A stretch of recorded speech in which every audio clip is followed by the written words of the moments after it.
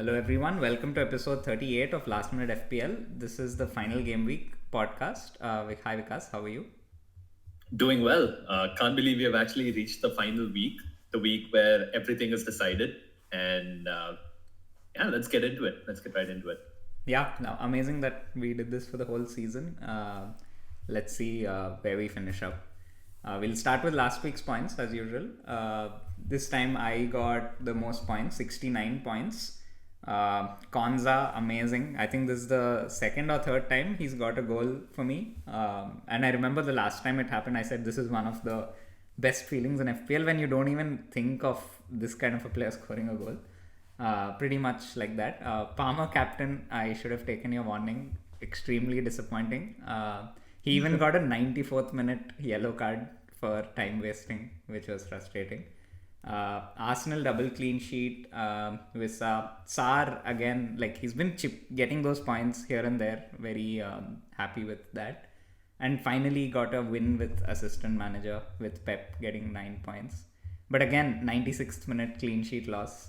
Very frustrating. I know we'll speak more about that when we come to your team. But overall, 108k, very happy with that. This is the highest I've been so far this season. So if I finish in the top 100k, I'll be extremely happy. Yeah, pretty crazy comeback. It looks like it's really just the Brentford boys who are doing well in attack now towards the tail end of the season. Yeah, like Liverpool have completely shut down. They're just partying. Let's move on to your team. You got 60 points. Do you want to talk about your team? A lot of missed opportunities because Saliba came off at halftime. Arsenal got a clean sheet. It's like 5 points there, and then City lost a clean sheet in the last minute or something. It's another, I think I calculated it was like 8-9 points.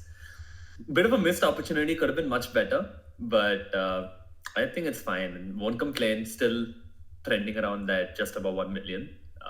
So 6-digit rank, here I come, hopefully. Yeah, crazy comeback for you as well. Just a few weeks ago, you were almost 3 million. So last few weeks with the chips and everything, and Bowen has been hero for you. And Milenkovic as well, paying off, getting that goal. Yeah, I got a bit lucky there because Isaac didn't play. But I'll take it as something you should have done last week. So yeah, not going to say lucky or unlucky there. Yeah. Cool. Yeah, hopefully you finish in the top million and I finish in the top 100k. But yeah, the AI team is still sitting quite pretty. Not a great week. 55 points. Assistant manager failed with 1 point for Potter. Interestingly, Brighton's manager Hertzler was the one with the highest EV according to models. And he got a win against Liverpool. Incredible, 19 points. But last week I implemented one model with this AI team's logic and that put Potter above Hertzler. So if I had gone with the models like I was before, it would have been a crazy return. But yeah, overall 6.2k still quite comfortably in the top 10k. And I think that will probably be the goal. Eze again coming on and scoring with 5. Like he played only for 5-6 minutes and he got a goal. Very surprised by how Crystal Palace has been doing in general. But this happened last season as well, towards the tail end where they just exploded. Yeah, they're so unpredictable, and I think it kind of lends itself to that AM chip well because they have phases where they just don't do well, and then they are a good table bonus team because they have the quality to beat anyone, and they won the FA Cup as well. So huge congrats to them on that. Yeah. Cool. And also United lost the Europa League final to Spurs. Congrats to Spurs finally winning a trophy and Son as well. But yeah, very disappointing end to a depressing season. Yeah, commiserations to Man United fans. Yeah, it's actually crazy the difference between being in the Champions League and now finishing 16th with nothing to show for it. Yeah, bleak. But it does make FPL more interesting for next week.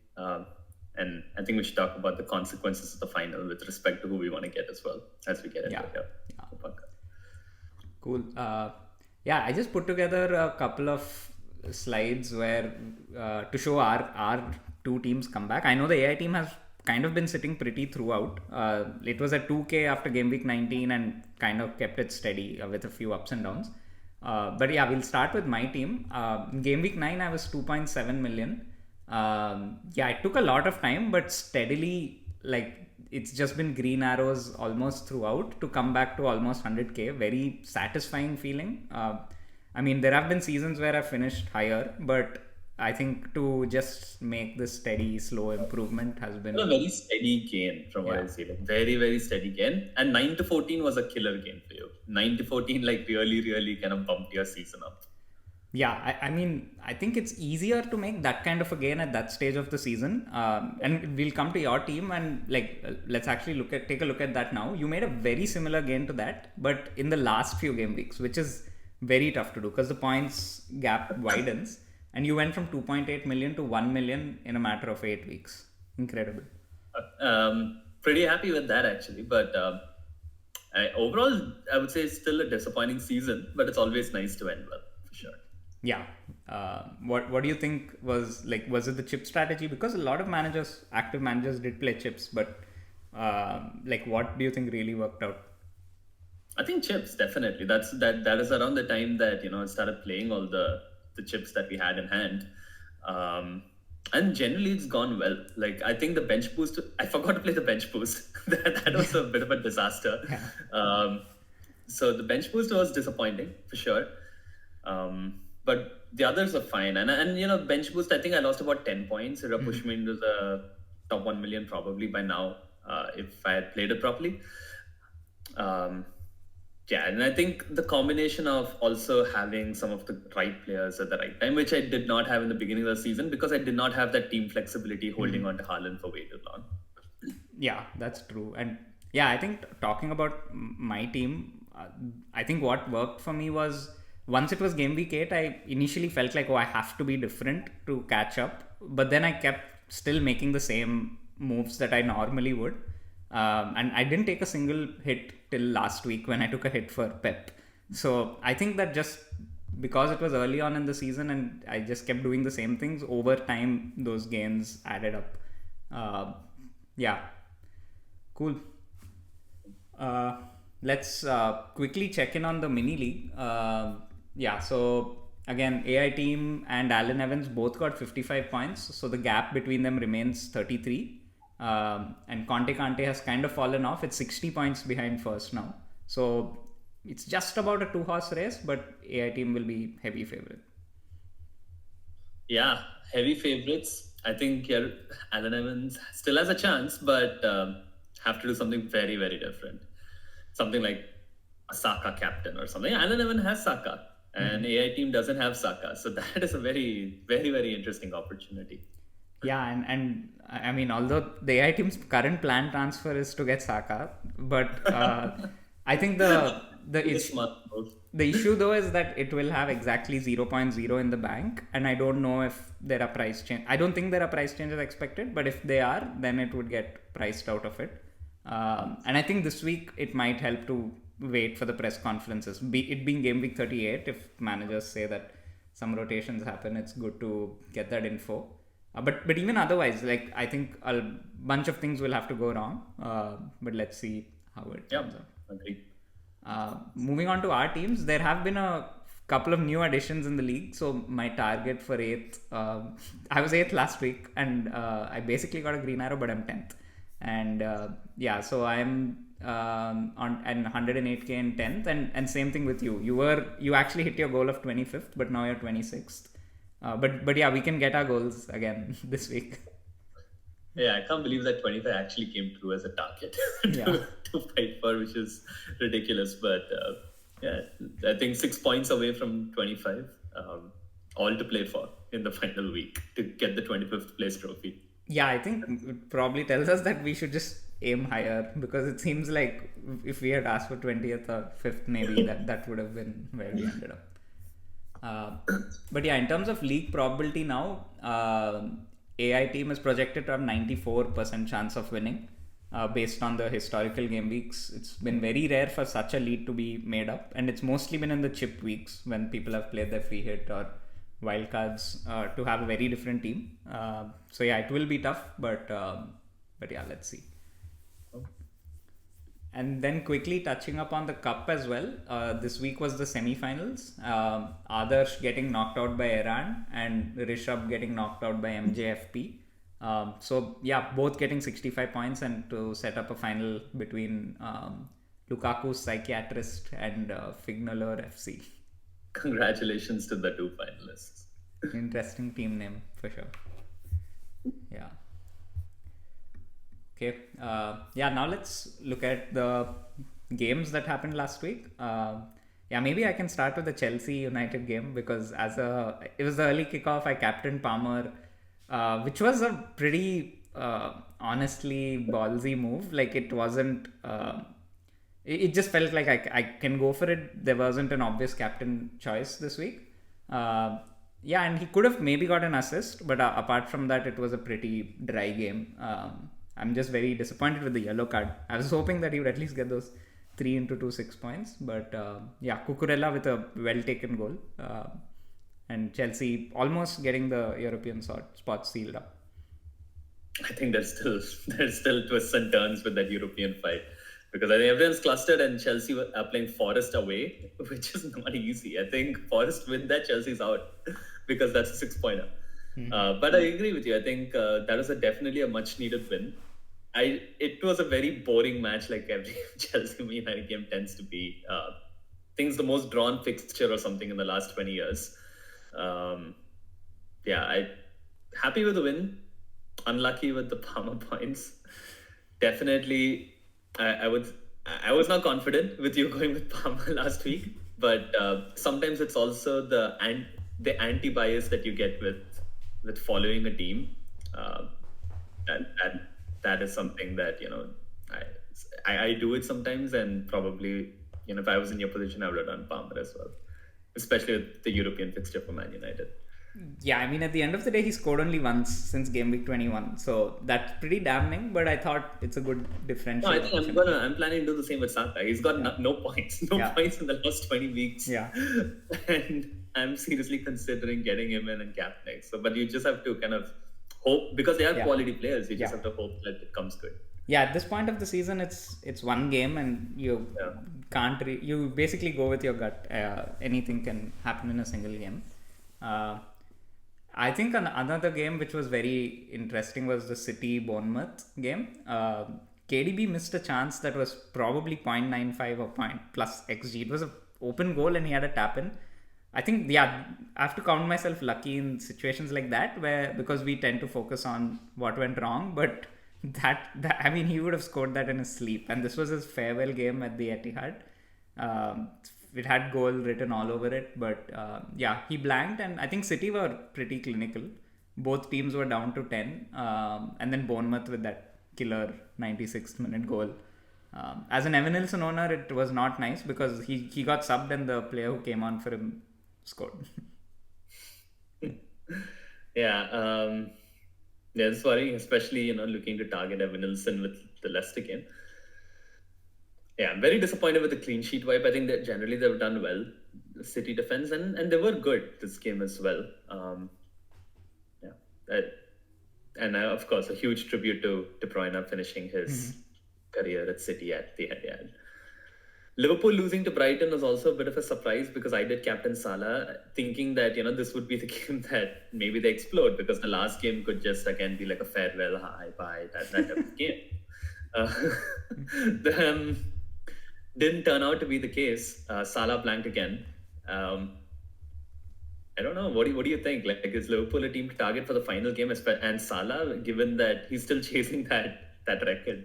Yeah, I think the last game might actually be a good time to target them because it is the game they'll get their trophy in. So fans will be up for it. It's a home game.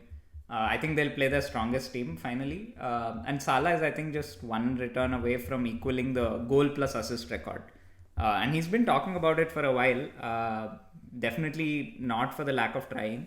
And I mean, he started 37 games in a row this year, which is, I think, for the first time even for him. So he'll definitely play. But yeah, I think it's okay to bet against him. To be honest, like if it's one game week, anything can happen. But there is the risk because he will be the most captain for sure. Okay. Another legend, Vardy, finishing off his Leicester career. 200th goal in his 500th game for Leicester. Very Crazy. nice Yeah. stats to look at. Yeah. Villa beating Spurs pretty comfortably. I think we expect that. Yeah. Non-owners of Watkins, I mean, count ourselves lucky. Yeah. Didn't get much worse. Definitely. Cool. Let's take a look at the final game week now. Quite a few games projected to get more than 2 goals for the teams. I mean, and it could be like typically game week 38 always sees more goals than normal. And I think the last 4 or 5 seasons all saw a 5-0 win. There is always one absolute thrashing, and I think Southampton Arsenal seems like a prime fixture for it. Although it is Southampton away, and when I watched the City Southampton game, when City played Southampton away, Southampton just cramped people narrowly, and the pitch is also a bit narrow. But I don't think they'll have the motivation anymore, and that's what is. Yeah, why would you do that? It's the last game. You have Yeah. nothing to lose. Exactly. Like fans are gonna be partying anyway into the championship. Like why not just try and entertain, do something? So Yeah. So and also, I mean, they broke Derby's points record already, so they don't really have anything to play for. The only concern is that Arsenal also have nothing to play for, which could be good, but it also could mean that we don't know the minutes of players. Like Saliba's injured, they're not going to risk him. But what does Arteta think? Like Saka got subbed in the previous game on 70 minutes as well. So what is his thinking? So I would wait for the best Arsenal asset. I think that itself is a question because I think it should logically be either Odegaard or Trossard rather than Saka, even though Saka is the historically prime player for Arsenal.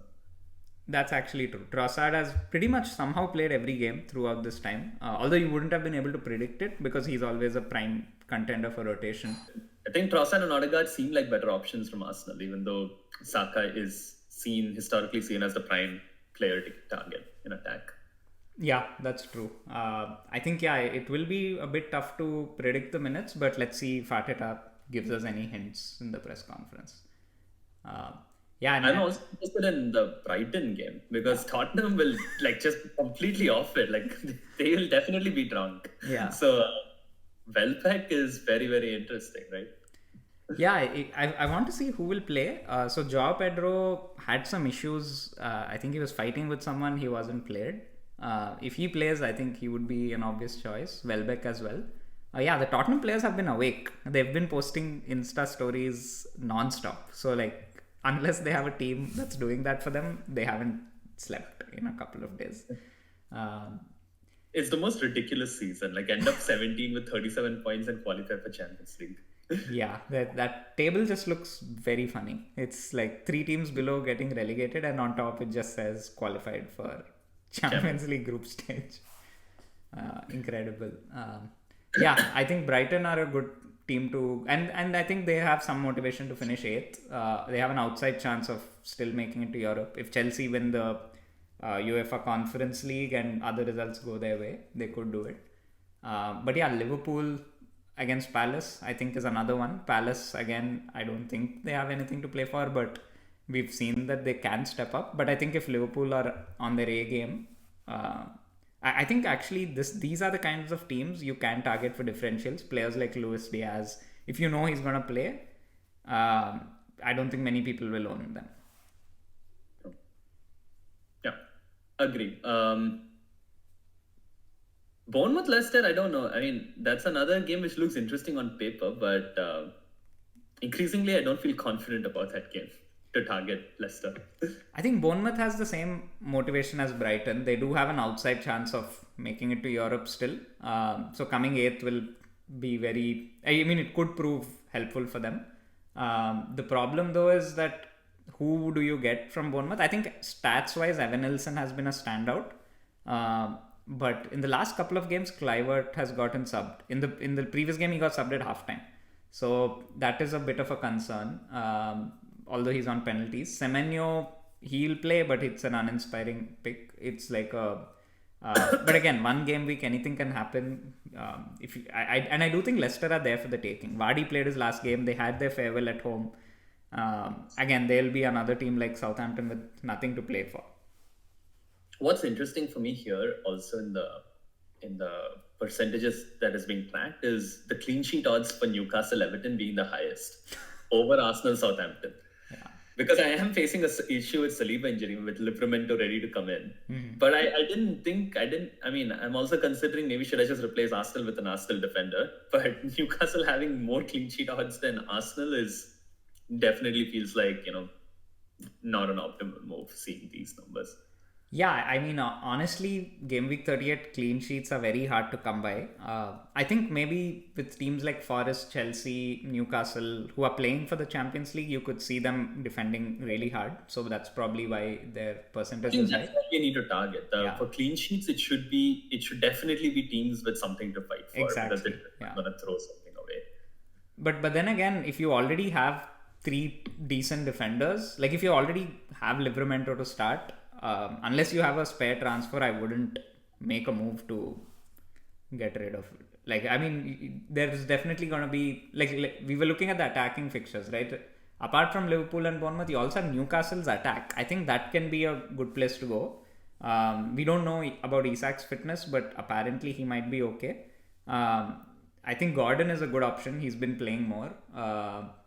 And Barnes has always been playing. But yeah, I think there are at least 5 or 6 teams and enough differentials where you can roll the dice with a player who you know is going to get minutes. And because in defense, even if you get a Arsenal defender or a Newcastle defender, they could easily lose a clean sheet in the last day.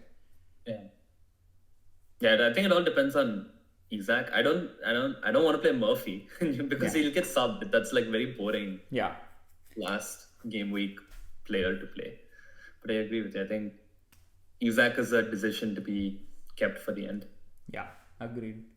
Yeah, and that's the thing, right, with Eddie Howe. Like, it depends on the formation that he plays. So, if he plays 4 at the back, he will typically start with Murphy and Barnes or Gordon, and one of them will get subbed around the 60th minute. But against some teams, he plays 3 at the back. Although against Everton, I highly doubt it. If he plays 3 at the back, then Murphy's probably going to get 90 because he'll start all 3 of them. And then the first person to get subbed is usually not Murphy in that situation because he can play wing back as well. But yeah, we given the current information, I think you can expect him to play only 65 minutes. And maybe even get a 59th minute sub. So cool. Let's move on. Yeah, I think final look at the AM projections. I don't know if this chip will come back next year. It's been an interesting one. But yeah, again, 2 table bonus games. Wolves against Brentford. And definitely I wouldn't recommend this, but Ange against Brighton. It's very funny that it's a table bonus game. I like the Amorim shout here. I mean, because I do expect Man United to come out with trying to get a win on the last day of the season at home with the disappointments they've had. Otherwise, can you imagine the reception if they lost that game? I mean, they've lost the most important game probably in a decade already, and I think they'll be too different. And they've obviously tried for that. I don't see how they can beat a Villa that needs a win here to give themselves a chance. Yeah, I mean, even percentage-wise, it looks like Wolves against Brentford is the game to go for. Around 59% chance of a return. Yeah, I mean, United has only. I would either play Amorim or Glasner because Palace are so unpredictable. Liverpool are unpredictable right now, so that's perfect for an assistant manager chip. Yeah, but I think Glasner's. I think Liverpool. This has to be the game where they actually go for it. But Palace are playing so well. They're scoring a lot of goals. Very unpredictable teams, both at the moment. Yeah, that's true. Yeah, and I mean, definitely not Spurs. And I think Wolves also are doing a bit of a rotation. Cunha didn't play the previous game. He came on. So, yeah, I mean, it's not great options. If you want to play it safe, I think maybe going with Newcastle or Bournemouth or Arsenal to get a safe. But I don't want to call anything safe after what Pep did versus Southampton, but potentially safe. Cool. Let's take a look at. I mean, we already took a look at the fixtures, but according to the fixture ticker, it's basically Arsenal, Bournemouth, West Ham and Ipswich are third and fourth playing each other. That's really funny. Yeah. This garbage game then, Yeah. or fun game, who knows? And Chelsea's 18th. Interesting that Forest away is. I mean, at least according to Fantasy Football Scout, it seems like Chelsea at home is easier than Forest away. Yeah, I mean, it's tough. I think Forest is a tough game and it's a must-win game for Chelsea. I don't expect them to win. I think they'll slip. It's going to be Europa League for Chelsea. I'm going on record saying this. I'm pretty confident. I think a draw is enough though for you, right? No, wins needed because Aston Villa are below Chelsea right now in the league and they're 1 point behind. Okay. So, that's actually that's a very interesting setup. So both teams need a win. yeah, Chelsea need a win. It's a must-win game, and I don't think they will win. So because it's a damn difficult fixture, Forest. Yeah, Forest will definitely sit back and wait till the 70th minute, or like try hitting them on the break. I think it will be up to Chelsea to. And Villa tied on points. Chelsea's just ahead on goal difference. So and Forest are 1 point behind in 7th. Got it. Okay, so it's basically a shootout for the Champions League. Correct. Yeah. It's incredible that Forest still have a chance. It's a knockout game. It's a huge game. It's your equivalent of whatever happened. No, but you can't compare it. 16th versus 17th, and this is like 5th versus 6th.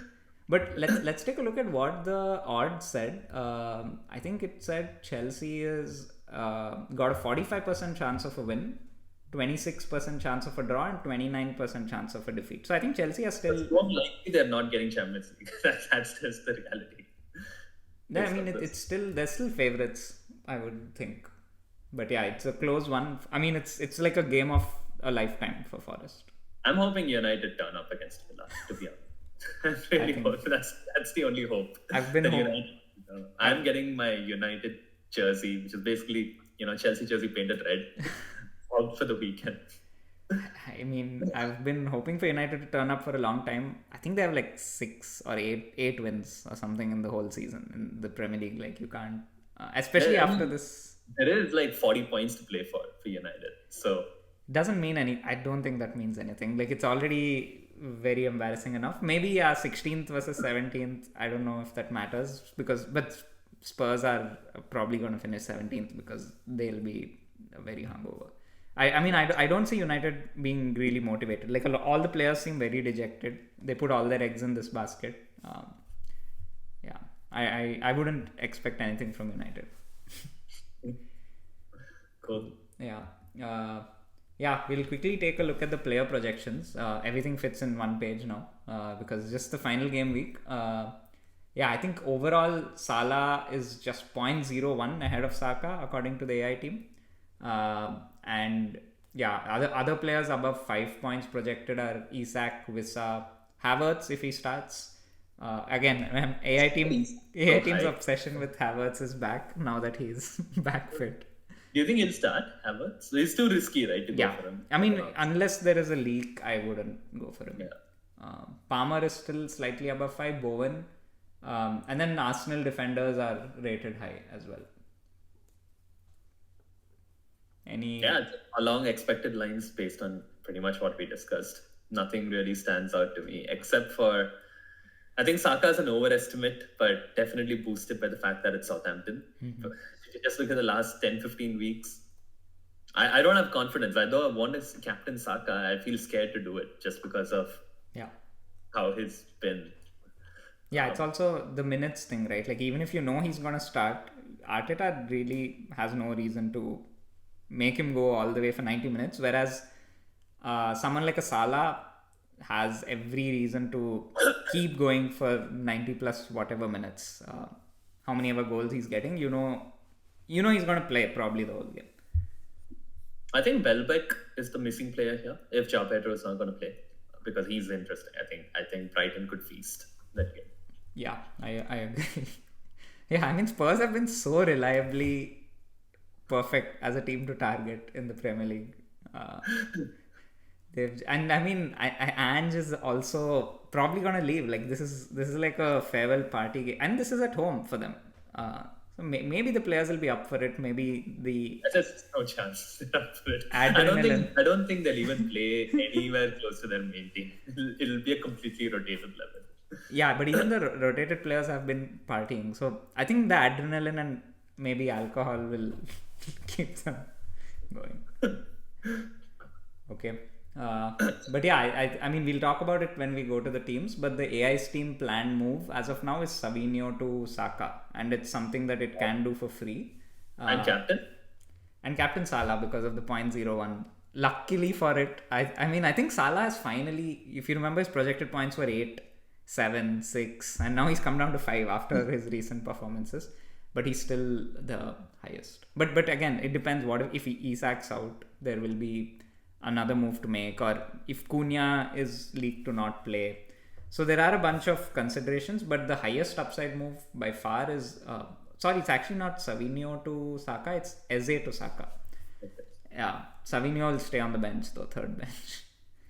I think one of the other things to call out here, interesting in the player projections, is the AI definitely does not like the odds that we showed before in terms of clean sheet percentage. There's no Newcastle in defense.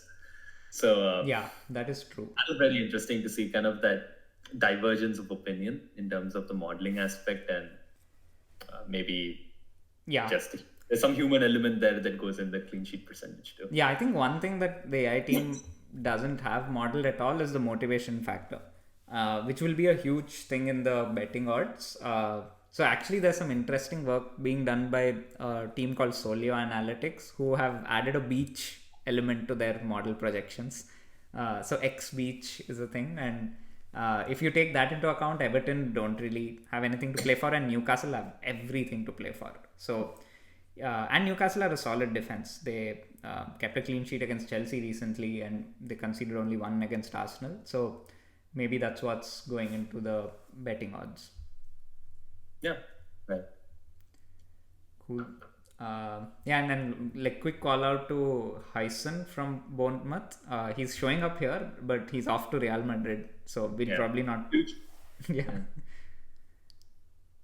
Yeah, we'll probably not talk about him again. So I thought I'll just call him out while we still can. Cool. Moving on to the teams, we'll start with the AI team. Yeah, I mean, the one downside is that Jacob Murphy is gonna have to start.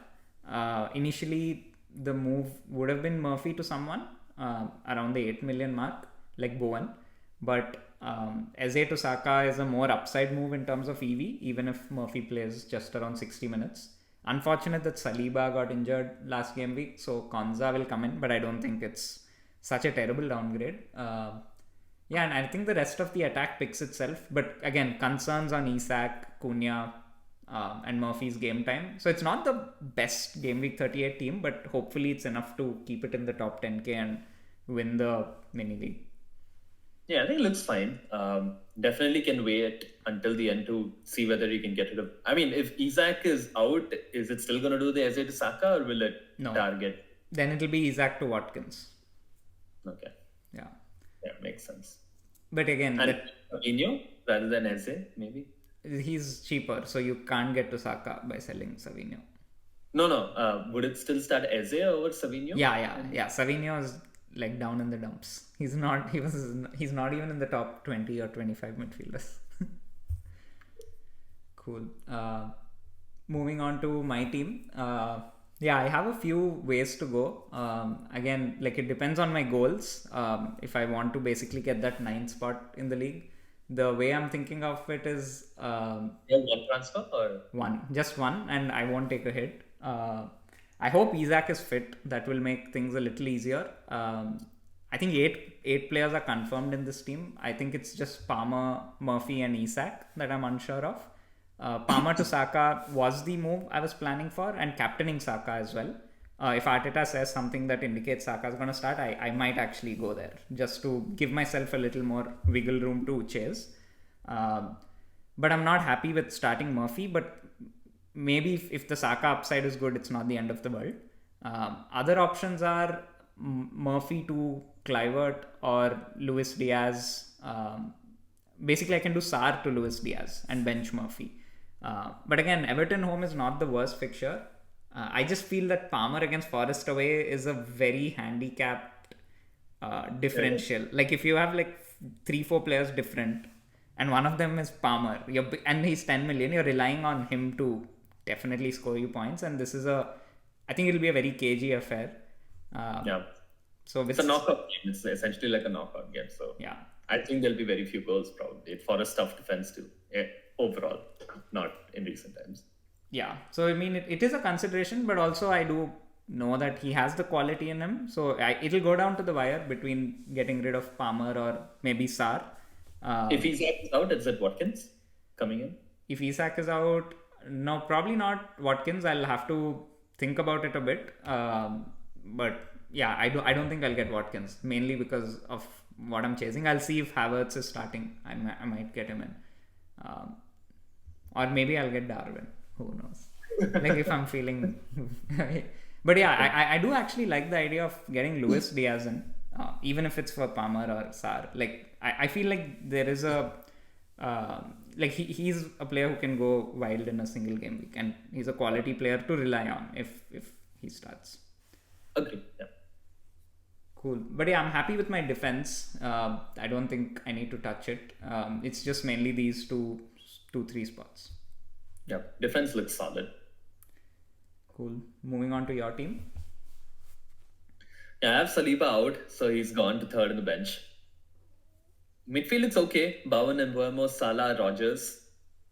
Forwards of Dissa and Marmoush. I think that's okay too. Marmoush scored, so I have more hope of him starting now in the final week, which is all I need.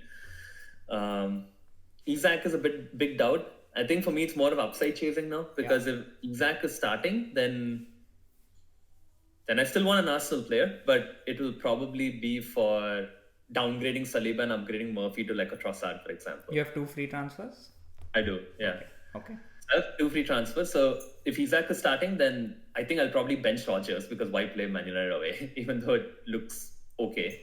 But I'll play Trossard for getting Trossard for Murphy. If Isak is out, I think I will get Saka in for Murphy and get rid of Isak for like better and bench better. Back to the Everton gang. Yeah, Everton forwards have just somehow been useful this season. Why don't you get Calvert-Lewin? He's back fit too. Anyway, if he's not going to play, you'll complete the hat trick. I think you had Beto and Endai, right?